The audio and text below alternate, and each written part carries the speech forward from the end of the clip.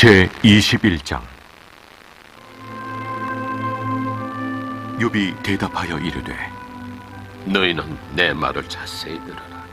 이것이 너희의 위로가 될 것이니라. 나를 용납하여 말하게 하라. 내가 말한 후에 너희가 조롱할지니라. 나의 원망이 사람을 향하여 하는 것이냐? 내 마음이 어찌 조급하지 아니하겠느냐? 너희가 나를 보면 놀라리라. 손으로 입을 가리리라. 내가 기억하기만 하여도 불안하고 두려움이 내 몸을 잡는구나. 어찌하여 악인이 생존하고 장수하며 세력이 강하냐? 그들의 후손이 앞에서 그들과 함께 굳게 서고 자손이 그들의 목전에서 그러하구나. 그들의 집이 평안하여 두려움이 없고 하나님의 매가 그들 위에 임하지 아니하며 그들의 수소는 새끼를 베고 그들의 암소는 낙태하는 일이 없이 새끼를 낳는구나. 그들은 아이들을 양떼같이 내보내고 그들의 자녀들은 춤추는구나. 그들은 소고와 수금으로 노래하고 비립으로 즐기며 그들의 날을 행복하게 지내다가 잠깐 사이에 수월에 내려가느니라. 그러할지라도 그들은 하나님께 말하기를 우리를 떠나소서. 우리가 주의 도리 알기를 바라지 아니하나이다. 전능자가 누구이기에 우리가 섬기며 우리가 그에게 기도한들 무슨 소용이 있으랴 하는구나. 그러나 그들의 행복이 그들의 손안에 있지 아니하니 악인의 계획은 나에게서 멀구나. 악인의 등불이 꺼짐과 재앙이 그들에게 닥침과 하나님이 진노하사 그들을 곤고하게 하심이 몇 번인가. 그들이 바람 앞에 건불같이 폭풍에 날려간 겨같이 되었도다. 하나님은 그의 죄악을 그의 자손들을 위하여 쌓아두시며 그에게 갚으실 것을 알게 하시기를 원하노라. 자기의 멸망을 자기의 눈으로 보게 하며 전능자의 진노를 마시게 할 것이니라. 그의 달수가 다하면 자기 집에 대하여 무슨 관계가 있겠느냐? 그러나 하나님께서는 높은 자들을 심판하시나니 누가 능히 하나님께 지식을 가르치겠느냐? 어떤 사람은 죽도록 기운이 충실하여 안전하며 평안하고 그의 그릇에는 젖이 가득하며 그의 골선이 윤택하고 어떤 사람은 마음의 고통을 품고 죽음으로 행복을 맛보지 못하는도다. 이 둘이 매 한 가지로 흙 속에 눕고 그들 위에 구더기가 덮이는구나. 내가 너희의 생각을 알고 너희가 나를 해하려는 속셈도 아노라. 너희의 말이 귀인의 집이 어디 있으며 악인이 살던 장막이 어디 있느냐 하는구나. 너희가 길 가는 사람들에게 묻지 아니하였느냐? 그들의 증거를 알지 못하느냐? 악인은 재난의 날을 위하여 남겨둔 바 됐고 진노의 날을 향하여 끌려가느니라. 누가 능히 그의 면전에서 그의 길을 알려주며 누가 그의 소행을 보응하랴? 그를 무덤으로 메어가고 사람이 그 무덤을 지키리라. 그는 골짜기의 흙덩이를 달게 여기리니 많은 사람들이 그보다 앞서갔으며 모든 사람이 그의 뒤에 줄지었느니라. 그런데도 너희는 나를 헛되이 위로하려 하느냐? 너희 대답은 거짓일 뿐이니라. 아멘. 사도신경으로 신앙 고백하겠습니다. 나는 전능하신 아버지 하나님 천지 창조주를 믿습니다. 나는 그의 유일하신 아들 우리 주 예수 그리스도를 믿습니다. 그는 성령으로 잉태되어 동정녀 마리아에게서 나시고 본디오 빌라도에게 고난을 받아 십자가에 못 박혀 죽으시고 장사된 지 4일 만에 죽은 자 가운데서 다시 살아나셨으며 하늘에 오르시어 전능하신 아버지 하나님 우편에 앉아 계시다가 거기로부터 살아있는 자와 죽은 자를 심판하러 오십니다. 나는 성령을 믿으며 거룩한 공교회와 성도의 교제와 죄를 용서받는 것과 몸의 부활과 영생을 믿습니다. 아멘. 찬송가 151장 찬송 드리겠습니다. 찬송가 151장입니다. 만왕의 왕 내 주께서 왜 고초당했나. 이 벌레 같은 날 위에 그 보혈을 흘렸네. 십자가 내가 처음 볼 때에 나의 맘에 큰 고통 사라져. 오늘 믿고서 내 눈 밝았네. 참 내 기쁨 영원하도다. 주 십자가 못 박힘은 속죄함 아닌가. 그 긍휼함과 큰 은혜 말할 수 없도다. 십자가 내가 처음 볼 때에 나의 맘에 큰 고통 사라져. 오늘 믿고서 내 눈 밝았네. 참 내 기쁨 영원하도다. 늘 울어도 그 큰 은혜 다 갚을 수 없네. 나 주님께 몸 바쳐서 주의 이름 쓰리. 십자가 내가 처음 볼 때에 나의 맘에 큰 고통 사라져. 오늘 믿고서 내 눈 밝았네. 참 내 기쁨 영원하도다. 아멘. 오늘 함께 보실 하나님의 말씀은 사사기 15장 18절로부터 20절까지 말씀입니다. 구약 성경 388면에 있는 사사기 15장 18절부터 20절 말씀 함께 봉독하도록 하겠습니다. 삼손이 심히 목이 말라 여호와께 부르짖어 이르되 주께서 종의 손을 통하여 이 큰 구원을 베푸셨사오나 내가 이제 목말라 죽어서 할례 받지 못한 자들의 손에 떨어지겠나이다 하니 하나님이 레이 한 우묵한 곳을 터뜨리시니 그곳 물이 솟아오는지라. 삼손이 그것을 마시고 정신이 회복되어 소생하니 그러므로 그 샘 이름을 에나코레라 불렀으며 그 샘이 오늘까지 레이에 있더라. 블레셋 사람의 때에 삼손이 이스라엘의 사사로 20년 동안 지냈더라. 아멘. 예물 봉헌하겠습니다. 우리 1000번째 헌금 양은영 원사님, 1000번째 헌금 황의돈 집사님, 1000번째 예물 이승길 집사님, 1000번째 무명 두 분 드립니다. 1000번째 예물 유준경, 유윤성, 김혜자, 유예림, 1000번째 예물 김유신, 오성경, 김준성, 김준우, 1000번째 예물 장진용, 김정오, 장규식, 장진혁, 1000번째 예물 김봉재, 박연희, 김서율. 기도하겠습니다. 사랑과 은혜가 풍성하신 하나님, 이 새벽에 우리를 깨워 주의 전으로 불러주시니 감사합니다.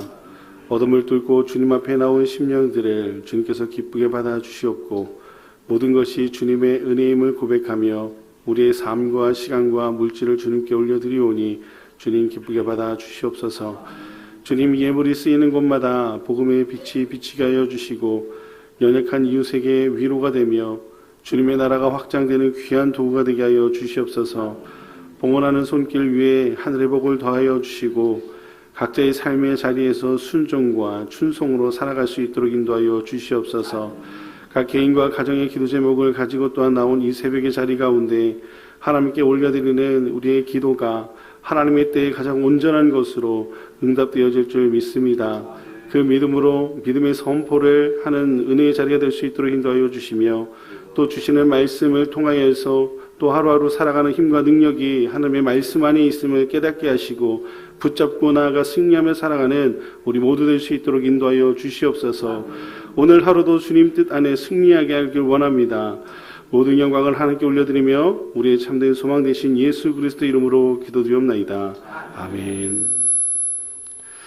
네, 오늘은 사사기 15장 18절부터 20절까지의 말씀을 가지고 갈증 속에서 찾는 하나님이라는 제목으로 말씀을 전하겠습니다. 마라톤을 뛰는 사람들의 이야기를 들어보면 누구나 공통적으로 힘들다고 말하는 지점이 있다고 합니다. 우리는 흔히 결승전을 통과하는 마지막 순간 그 지점이 가장 고될 거라고 생각을 하지만 실제로 마라토너들이 말하는 가장 힘든 순간은 따로 있는 것이죠. 그것은 레이스가 시작이 되고 포기하지 않고 잘 달려온 중반을 지나서 거의 도달할 때쯤에 그 후반부를 접어드는 그 시점이 가장 힘들다라는 겁니다.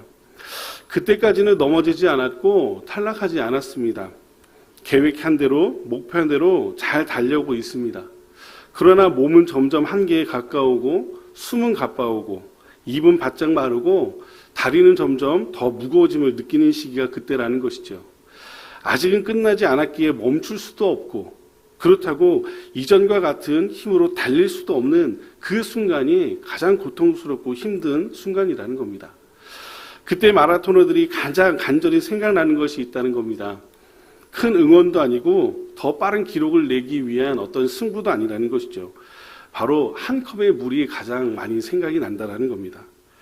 잠시 목을 적셔주는 그 물 한 모금이 다시 발걸음을 내딛게 하고 끝까지 달릴 수 있는 힘을 주기에, 그러기에 마라톤에서 물은 가장 중요한 단순한 보조 수단이 아니라 계속해서 달릴 수 있게 하는 에너지원이기에 그것이 그 중간중간에 있음으로 인하여서 그 물을 통하여 힘을 얻고 다시 에너지를 얻어 달릴 수 있다는 것이죠.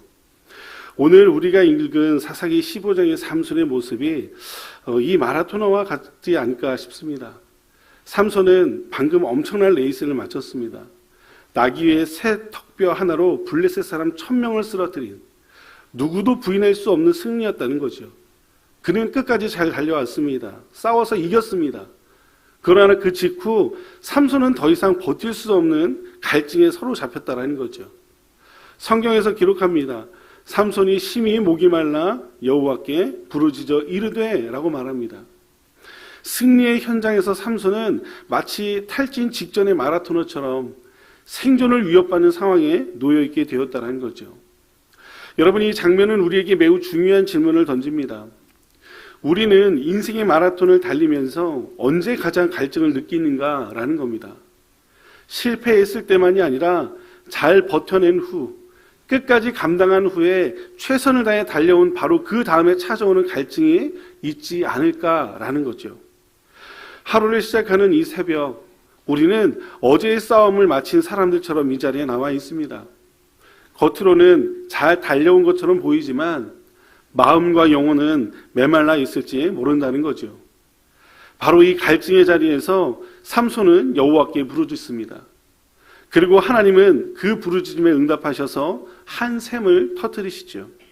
그 샘의 이름이 바로 에낙고레, 부르짖는 자의 샘인 것입니다.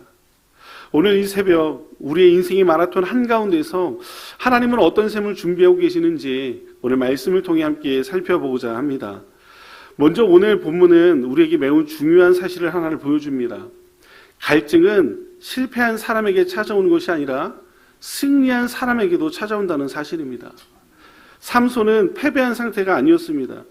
그렇다고 도망치고 있는 사람도 아니었고 무너진 사람도 아니었다는 거죠.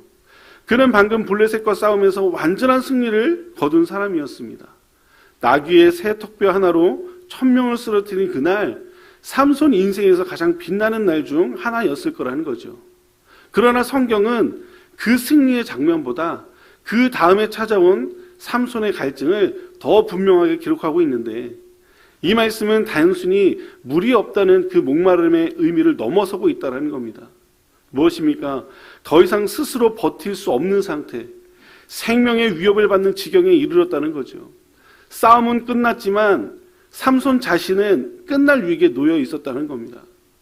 근데 이 모습은 우리에게 낯설지 않습니다. 우리는 흔히 인생이 힘든 이유를 실패 때문이라고 생각을 합니다. 일이 잘 풀리지 않을 때, 관계가 무너질 때, 계획이 어그러질 때 갈증을 느낀다고 여깁니다.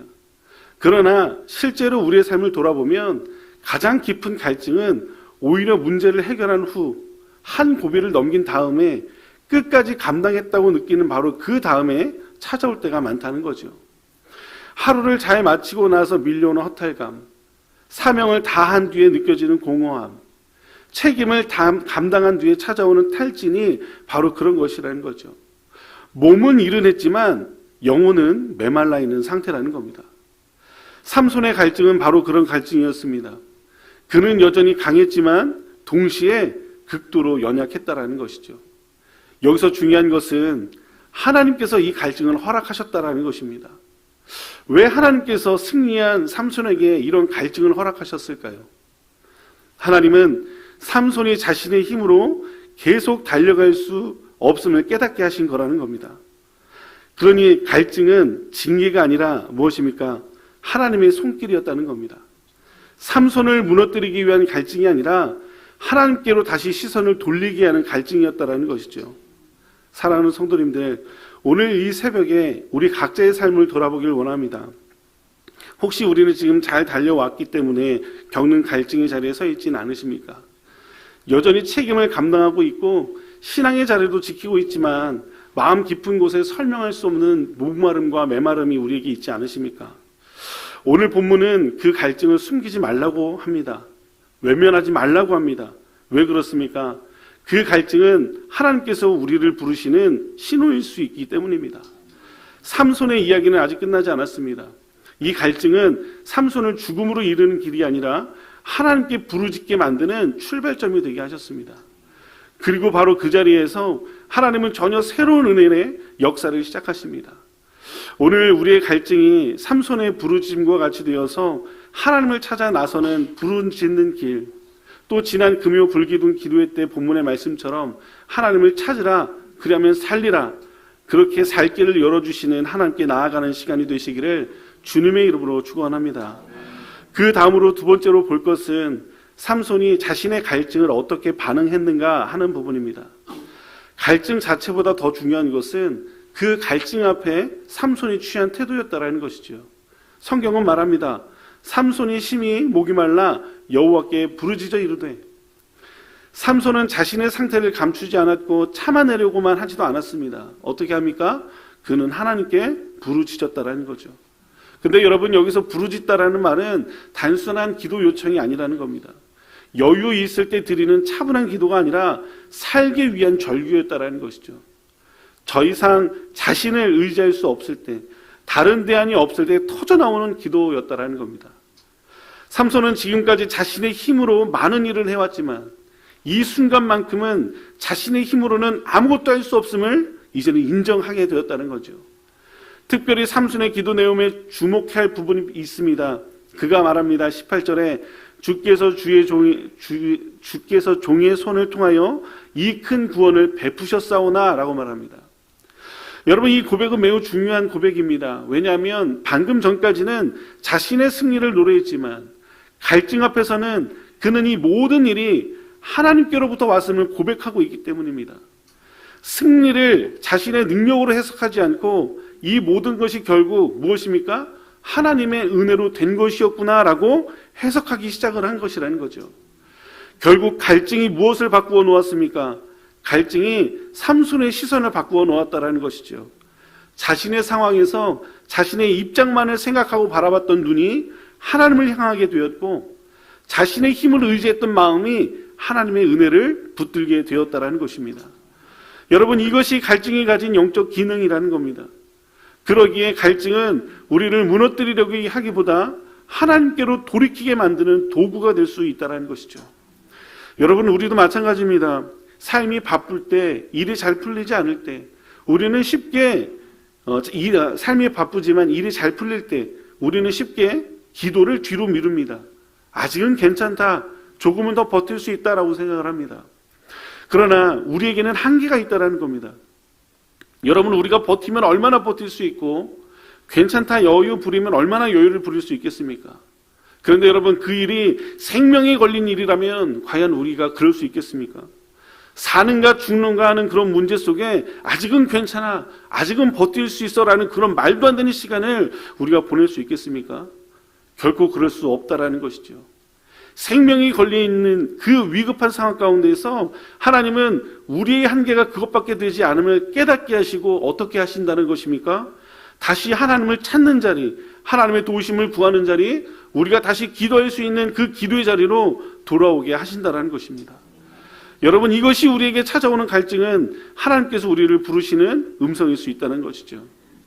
말씀을 받듯이 삼손은 이 갈증을 혼자 견디려 하지 않았다라는 겁니다. 그는 하나님께 부르짖었습니다. 그 순간 갈증은 절망이 아니라 은혜의 문이 되었다는 겁니다. 기도의 자리에서 갈증은 방향을 바꾸게 되었고 하나님을 향한 부르짖음으로 바뀐 그 갈증은 곧 하나님의 응답을 불러오는 통로가 되었다라는 거죠. 여러분, 그 결과 마지막으로 이 사람의 부르짖음에 하나님께서 어떻게 응답하십니까?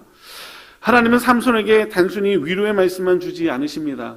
조금만 참아라, 견뎌라, 곧 괜찮아질 거다라고 하지 않으십니다. 하나님은 삼손이 실제로 살아갈 수 있도록 구체적인 은혜를 응답하시는데 성경은 이렇게 기록합니다. 19절에 하나님이 레이에서 한 우묵한 곳을 터뜨리시니 거기서 물이 솟아나오는지라 삼손이 그것을 마시고 정신이 회복되어 소생하니 그러므로 그 샘 이름을 에나꼬레라 불렀으며 그 샘이 오늘까지 레이에 있더라 라고 말합니다. 여러분, 이 장면은 매우 인상적입니다. 왜 그렇습니까? 삼손이 물을 찾는 것이 아니라 하나님께서 샘을 터뜨리셨습니다. 이 물이 솟아오는 자리는 삼손이 미리 준비한 자리도 아니었습니다. 물이 터져나올 것 같은 그런 예상했던 장소도 아니었습니다. 그럼 무엇이었습니까? 아무것도 아니었던 그 자리를 하나님께서 그가 서 있던 바로 그 자리에서 샘을 내게 하셨다는 거죠. 이는 하나님께서 부르짖는 자를 외면하지 않으셨다는 증거입니다. 가장 필요할 때 가장 필요한 방식으로 하나님께서 응답하셨다는 사실을 보여주고 있는 것이죠. 그것이 무엇입니까?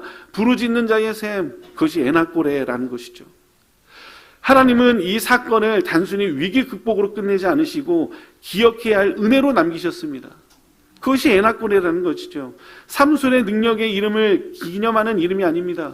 그 모든 전투를 승리하고 그의 목마름에 합당한 보상을 내주듯이 주셨던 그런 셈이 아니라 하나님의 도우심을 간절히 원하는 그 부르짖음에 대한 응답, 부르짖음을 기억하게 하는 그 셈이었다라는 것이죠.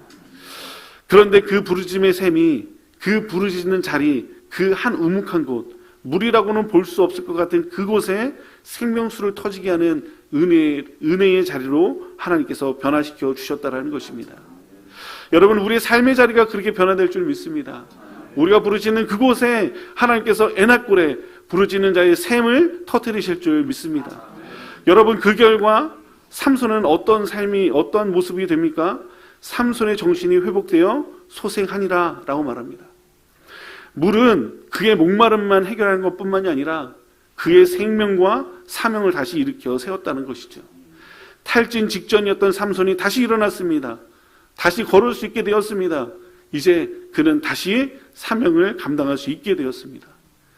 20절에서는 그 은혜의 연속을 조용히 증언합니다. 20절 말씀이 이렇게 말합니다.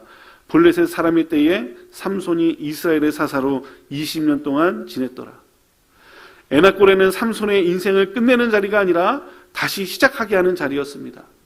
하나님은 부르짖는 자를 잠시 살려둔 것이 아니라 다시 살아감으로 인하여 사명을 감당하게 하셨습니다. 사랑하는 여러분, 오늘 이 새벽에 우리의 삶의 자리를 돌아보기를 원합니다. 혹시 지금 메마른 자리에 서 있지 않으십니까? 더 이상 버틸 힘이 없다고 느껴지는 자리, 그러나 여전히 걸어야만 하는 그 자리에서 여러분 하나님 앞에 부르짖고 있지 않으십니까? 그렇다면 성도님들 확신하시길 바랍니다. 하나님은 오늘도 우리가 부르짖는 그곳에 에나꼬레를 예비하여 주실 것입니다. 우리의 인생의 마라톤 한가운데서 하나님은 여전히 부르짖는 자의 샘을 터뜨리신다는 것이죠. 그 샘은 오늘도 우리를 다시 살게 하고 다시 걷게 하며 다시 사명을 감당하게 하여 줄 줄 믿습니다. 오늘 이 새벽 우리의 부르짖음이 애낙골의 은혜로 이어지기를 주님의 이름으로 축원합니다. 우리 함께 기도하겠습니다. 금주의 기도 제목 가지고 함께 기도합니다. 우리 함께 금주의 기도 제목을 읽겠습니다. 하나님의 영화롭게 하는 교회 되게 하소서. 경건훈련 홀리클럽으로 거룩한 파도를 타게 하소서. 우리 금주의 기도 제목을 가지고 기도하시고 또 교회와 담임 목사님의 사역을 위해서도 기도해 주시기 바랍니다. 또 교회 환우분들을 위해서 기도하시고 개인의 기도 제목을 가지고 함께 기도하시면서 또 오늘 주님 말씀처럼 부르짖는 자의 샘 애낙골의 은혜를 오늘 이 새벽 우리 가운데 허락하여 주시옵소서. 메마른 심령에 생물을 부어주십시오. 지친 영혼에 다시 살아갈 힘을 더해달라고 이 시간 주여 3번 부르짖고 기도합니다. 주여 주여 주여. 사랑하는 여러분 감사합니다. 하나님의 은혜 가운데서 하나님 부활 아버지 우리가 더욱더 하나님의 영화롭게 하고 그 믿음 가운데 살아갈 수 있는 삶을 살아갈 수 있도록 허락하여 주시옵소서.